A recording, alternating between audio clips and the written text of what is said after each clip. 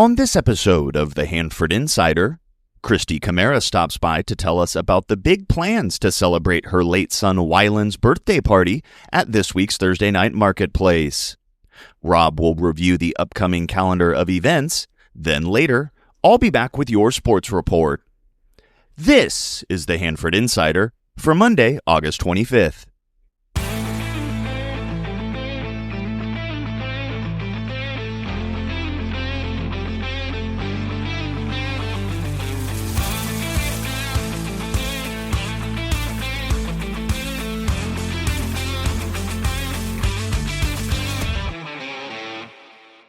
Hey there, and welcome to the Hanford Insider.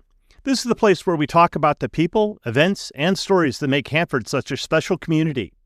Whether you've lived here forever or you're just getting to know the area, we're here to share what makes our town feel like home. I'm your host, Rob Bentley. Let's jump in. The Hanford City Council met last Tuesday, and one of the big topics on the discussion was about the East Lacey Boulevard improvements coming up over the next few years. Many in the audience were under the impression that the plans were presented at the last meeting were final and that they weren't very happy about it. As it turns out, the project is actually 0% design at this point, but when it comes time for community input, there will be plenty of notice. Residents were anxious to voice their criticism as the cartoonish plans that were presented a few weeks ago seemed to limit access to local businesses. Maybe it's just me, but I'm really looking forward to that side of town getting some love. It's not the greatest entrance into our town in its current state, that's for sure. The council also reviewed the graffiti abatement process. The property owners are not criminals, but the city has to find a way to work with them to clean up their property. So the new policy will not fine property owners, but will give them notices to get it cleaned up within a certain time frame and offer assistance if needed. If the owner fails to remove the graffiti or request assistance from the city would initiate the formal abatement process and recover costs through a lien on the property. If you remember last week's episode, I told you about the accident that the Hanford police motorcycle officer was involved in. Officer Daniel Todd is still hospitalized and has undergone several surgeries, with more coming up in the future. He's awake and he's talking, and he's maintaining his sense of humor. His medical needs and salary are being taken care of by the city, but there is a fundraising campaign to help the family with other unexpected costs. You can donate to the fund at porac.org. That's PORAC.org. For a direct link, check my show notes. Our thoughts and prayers will continue to go out to Officer Todd and his family. Let's take a look at this week's community calendar. On Wednesday, August 27th, Mayor Travis Payton and Interim City Manager Chris Tavares will be holding their first Council Corner at the Ola Cafecito from 4 p.m. to 5 p.m. This monthly chat is your chance to discuss your ideas and concerns with your elected officials and city staff. At the Thursday Night Marketplace this week, it's the celebration of Wyland Gomes. You'll hear more about it coming up later in this episode. Music will be provided by the Latin R&B band Exodus.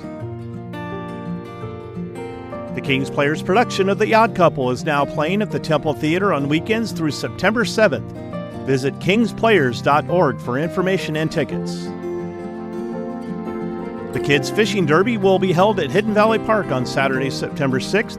Check out the Hanford Department of Parks and Community Services social media for more information and registration. It was announced this week that Hanford's inaugural Night Out will be held on September 7th at 4 p.m. in the Civic Park. There will be lots of fun provided by the Hanford Fire Department, Hanford Police Department, and the Public Works Department. There will be food vendors, boutique vendors, information booths, music, and a lot more. This family-friendly event will connect the community to public safety personnel in a fun and welcoming environment.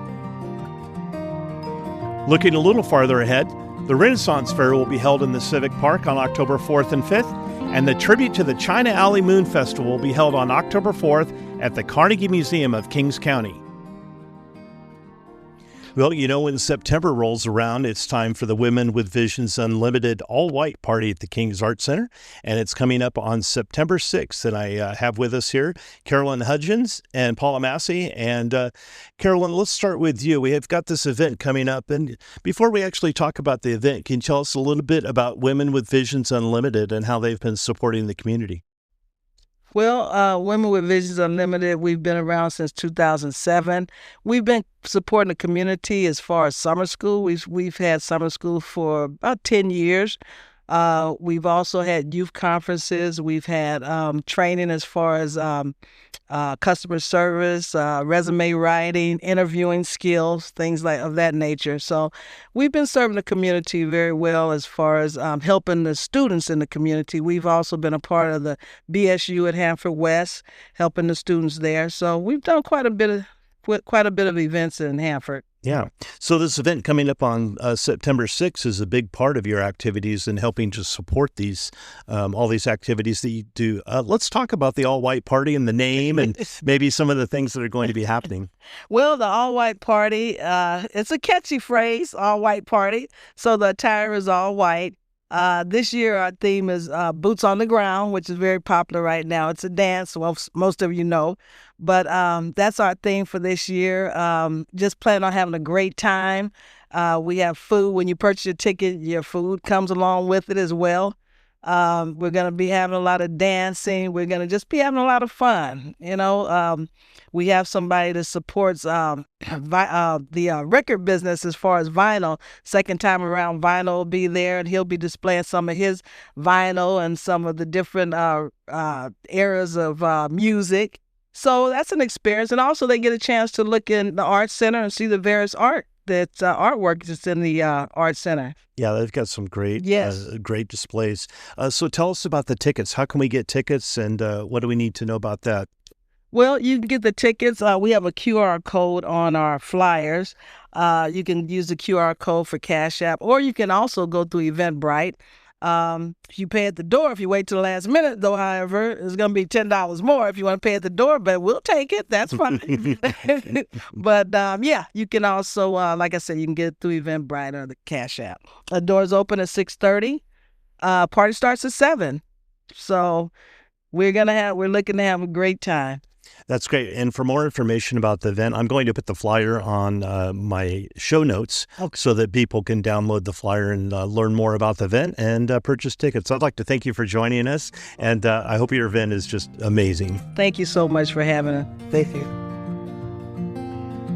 If you have an event coming up and you'd like some help getting the word out, let's work together. Send your information to hanfordinsider@gmail.com. Be sure to subscribe to my weekly newsletter to get a complete calendar of events. It's the most comprehensive community calendar available.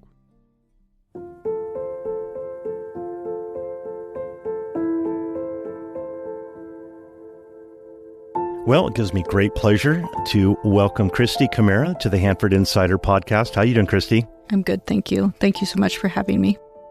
Christy, we have a very special event coming up on Thursday at the Thursday Night Marketplace with Wyland's birthday. But before we get to the actual celebration, let's learn a little bit more about you and your upbringing in Hanford and how you've been involved in the community. I was born and raised in Hanford. I grew up on a dairy farm and graduated from Hanford High School and have been a local business owner for several years. So I understand you grew up on a dairy. I was listening to some other podcasts. You grew up on a dairy.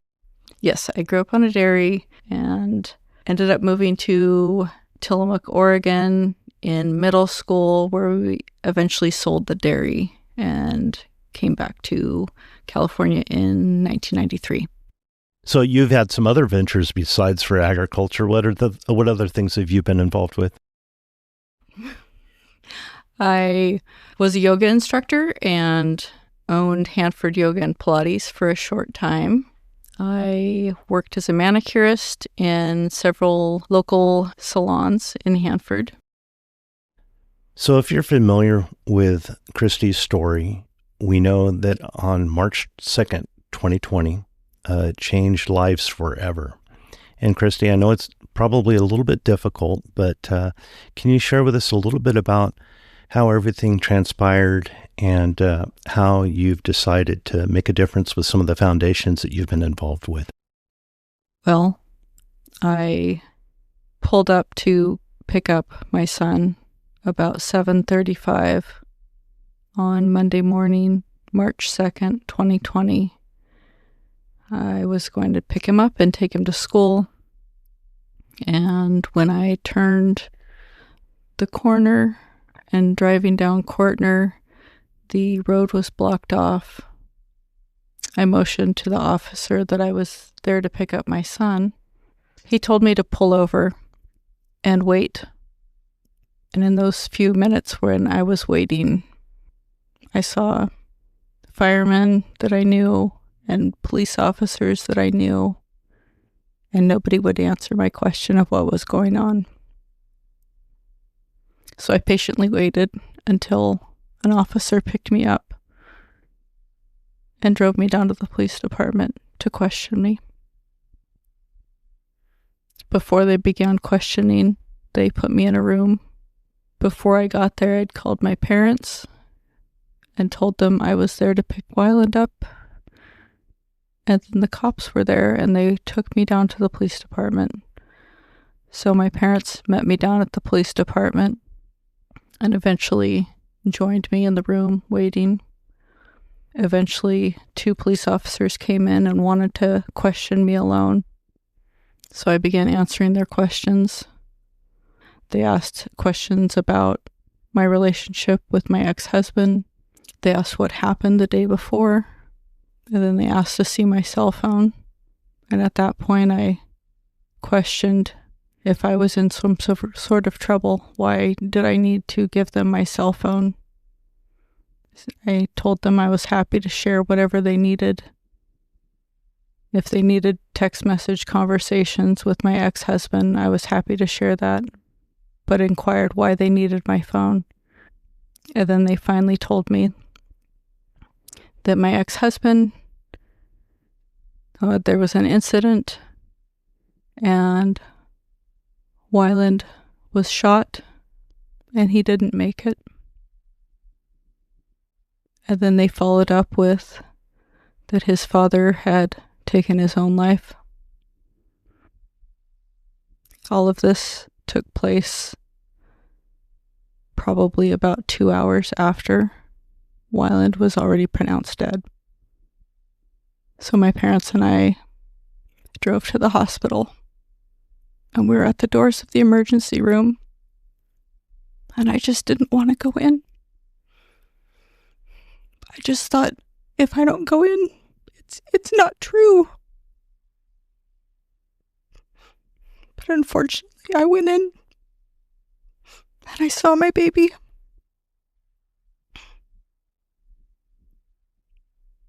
His head was bandaged, and he was still in his pajamas. And I held him, and at one point I thought I felt him moving. I thought I had brought him back to life. But of course I didn't.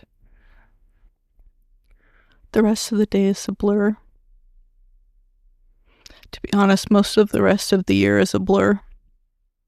But since then, I've made it my goal to keep Wyland's memory alive. I've made it my goal to work with Main Street Hanford to celebrate Wyland's birthday and let the children of our community remember Wyland and enjoy the evening. I've also made it a priority to advocate to save children's lives, even if that just means we've saved one child's life. I have to continue advocating. I've since joined a nonprofit organization called Pierce's Pledge. Pierce was tragically murdered by his father, just like Wyland. His mother, Leslie, and I have become great friends, and she has since started Pierce's Pledge.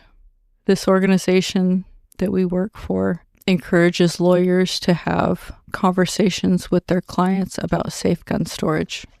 We have started the first and only gun storage map in the United States. So if anyone is looking for off-site gun storage for any reason, you can go to the map and find a local facility to store your gun.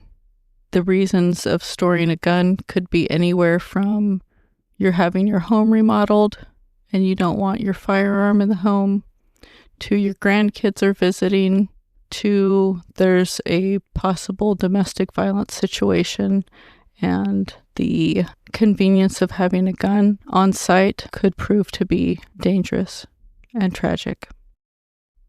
And that's not all you've done. You've actually authored a book sharing your experiences. Can you tell us a little bit about the book? I did. In 2022, I decided I would start writing a book. Basically, it started as memories of Wyland that I was afraid I was going to begin to forget. And through my writing, I began writing not only about his memories, but each chapter is themed as an individual memory, beginning with my life, then including the same memory or theme with Wyland, and finally how my life has been affected after Wyland's death. There's an Assembly Bill, 1363, and we know it as Wyland's Law. It's gotten a lot of coverage in local media, and it's partially passed, but it's not quite there yet. Can you give us a little bit of background about that and what we can do to kind of help get that passed? Sure. Shortly after Wyland died, I knew there was going to be a Wyland's Law. I just wasn't sure what it looked like. And unfortunately, it took us several years to determine what cracks were in the system that we needed to find in order to fix, to prevent children like Wyland from being killed. After almost 5 years of figuring out the details of what Wyland's Law would be, we finally announced Wyland's Law on April 15th of 2025 on the City Hall steps of San Francisco. Since that day, Wyland's Law has passed unanimously in the Assembly and as well in the Senate. Unfortunately, there are a few more hurdles for Wyland's Law to pass before we can see it as a real law. So you've said it passed 79-0, and it's still kind of hung up. And I understand that Catherine Stephanie, who is the Assembly member, sponsored the bill, and she would be a great resource for us to be able to contact and encourage movement on this, because it definitely, obviously, is something that needs to get done. And so I would encourage all of my listeners to please reach out to Catherine Stephanie and see what we can do about getting this passed. Thank you. We have a special reason for being here today, and why this celebration coming up on Thursday Night Marketplace is so important. During the preparation for Wyland's celebration of life, many people wanted to send flowers, and I kindly asked everyone to start donating to a bank account in Wyland's name. And with that money, we wanted to create an event for children to be able to attend. The first year was in 2020, and of course it was during COVID and several wildfires that summer. So we had to postpone his first community birthday event, which was supposed to take place on or around his birthday on August 26th. We were going to show the movie Toy Story in the Civic Park. But because of the wildfires and the conditions of the smoke, we had to postpone the event, I believe, twice. And we finally were able to put on the free community event in October of 2020. Then in 2021, I was approached by Michelle at the Main Street Hanford, and she thought that we should create a whole Thursday night market in Wyland's honor for his birthday. So in 2021, We put on the first Wyland's Birthday Thursday night market, and it was a success. A lot of the children's rides were funded and donated by members of the community, as well as the bank account that was set up in lieu of flowers for his celebration of life. We had such a great turnout the first year. It was unanimously voted to continue making it Wyland's birthday each year, and Hanford Main Street was going to pick up the cost for future events. That's wonderful. It's such a great service to the community and a great way to remember your son. What kinds of activities will be available for the kids this year? Well, all the rides are always free. That includes carousel ride, train ride, fire truck. Sometimes we have a treat available if it's in our budget, but it's definitely a night where families can come out and let their children enjoy at least one Thursday night market and be able to save them the stress of a financial burden of treating their kids to a fun evening. So to recap, there's lots of ways that we can help you in this mission to protect children. And the first one that I would recommend is contacting Assemblymember Catherine Stephanie to make sure that this legislation gets passed so that we can take care of this problem of what happened with the notifications of gun registries and those types of things. So please contact her. The other sites that you can check out is Christy's website, wylandsmom.com, and she also works with piercespledge.org. So those are great websites, and I'll make sure to put those in the show links. And then finally, her book, Can I Still Be Funny After My Son's Murder, is available on Amazon.com. And Christy, thank you so much for joining us, and our heart is with you, and we hope that this event on Thursday night really brings the community together in memory of your son. Thank you so much for having me and taking the time to learn more about Wyland, and I hope to see everyone at the event next Thursday. And now it's time for Hanford Insider Sports with Eric Bentley.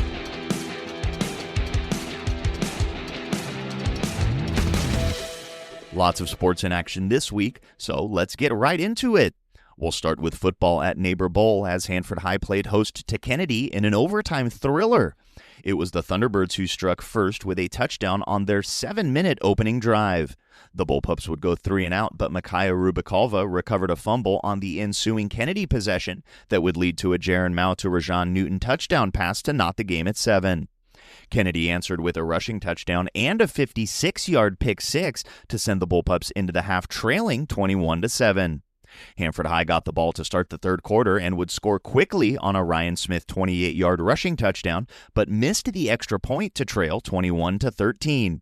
After the Bullpup defense forced a 3 and out, Rajon Newton found the end zone yet again, this time a 20-yard rushing touchdown to bring Hanford High in reach of tying the game, but the 2-point conversion would fail, leaving the score 21-19 in favor of Kennedy heading into the final quarter. And it was in the fourth quarter where the action really ramped up. Sage Ragosa snagged an interception for the Bullpups, and Hanford High looked like they had taken the lead on a touchdown pass that was called back for illegal man downfield. Hanford High would then lose a fumble on the Kennedy 2-yard line, still trailing 21-19.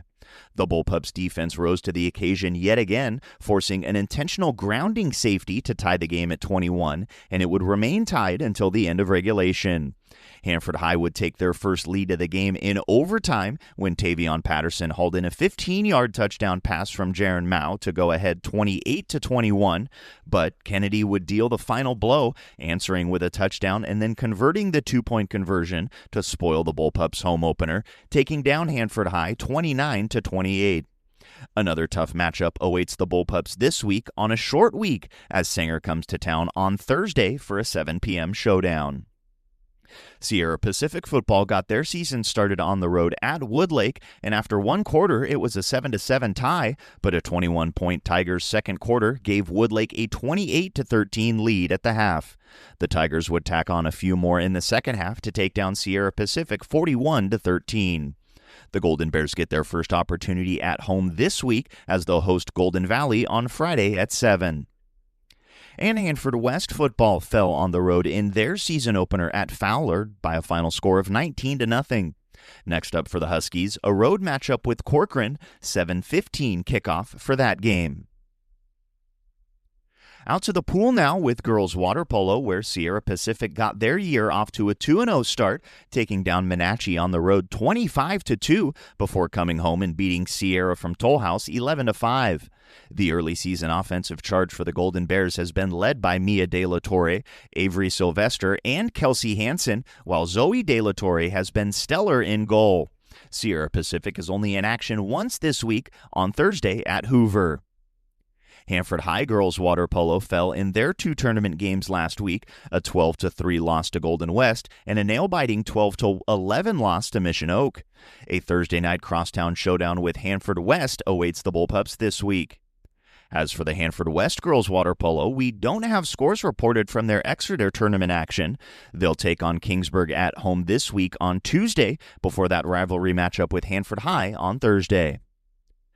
On the boys water polo side, a successful first week of action for Sierra Pacific, picking up a 16-6 win on Tuesday at Menachie. Then over the weekend, a pair of forfeit wins over Mount Whitney and El Diamante, and a 15-4 victory over Frontier in tournament action. The lone loss of the tournament, a 13-8 defeat at the hands of Bakersfield. The Golden Bears will be back in action this Thursday at Hoover. The Hanford West boys water polo team fell in their season opener to Mission Oak. They'll take on Kingsburg at home on Tuesday before hosting Hanford High on Thursday. That Thursday matchup will be Hanford High boys' first action in the pool this season.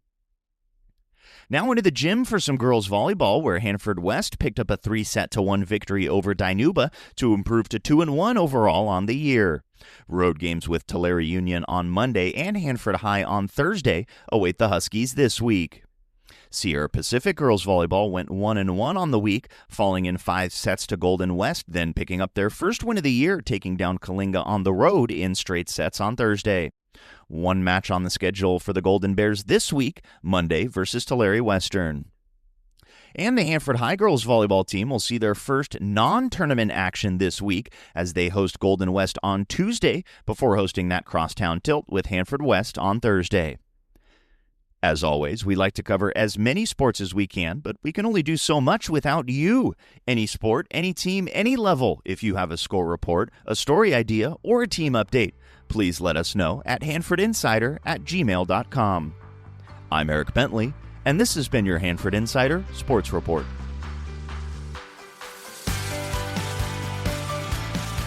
Well, that's all the time we have for this week's show.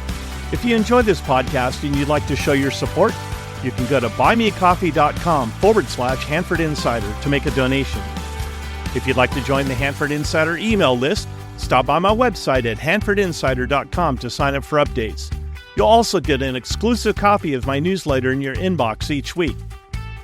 I also need your help getting the word out about the show by liking and sharing on social media or telling a friend. For more information about the show, you can find this podcast on Facebook, Instagram, Threads, X, and YouTube at Hanford Insider. If you have a show idea, be sure to email me at hanfordinsider@gmail.com and I'll look into it. Thanks for listening. Have a great week.